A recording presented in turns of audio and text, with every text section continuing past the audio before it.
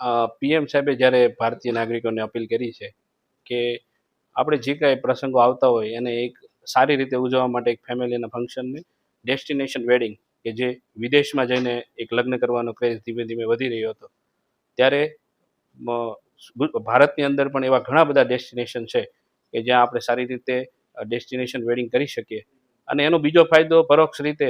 એવો પણ છે કે જે ત્યાંના લોકલ લોકો છે એમને મંડપ, decoration, flower, caterers, food, travel એ ઘણા બધા બિઝનેસને એક સારી ઓપોર્ચ્યુનિટી મળે. અને જે આપણે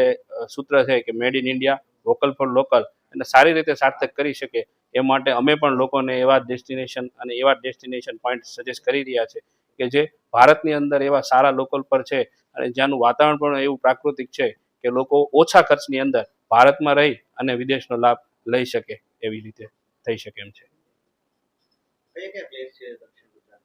આપણે જ્યારે ગુજરાતની વાત કરીએ તો દક્ષિણ ગુજરાતની અંદર સાપુતારા, ડાંગ, દમણ જેવા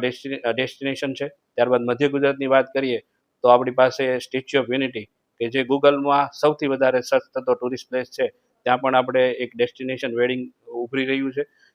ત્યારબાદ વાત કરીએ સોમનાથ, દ્વારકા જેવા, કચ્છ જેવા ઘણા બધા પ્લેસ છે કે જ્યાં વ્હાઇટ ડેઝર્ટ જેવા પ્લેસ છે કે જ્યાં પણ ડેસ્ટિનેશન વેડિંગ અત્યારે વધી રહ્યા છે. અને અમે પણ અમારી નૈતિક જવાબદારીના ભાગરૂપે લોકોને સજેસ્ટ કરી રહ્યા છે કે આપણે ડેસ્ટિનેશન વેડિંગ ગુજરાત અથવા તો ભારતમાં કરીએ અને લોકોને રોજગાર પણ આપીએ અને જે મોદી સાહેબનો મંત્ર છે કે વોકલ ફોર લોકલ અને સાચા અર્થમાં આપણે એને ઉપયોગી થઈએ એવી અમે સૌને અપીલ કરીએ છીએ. Thank you.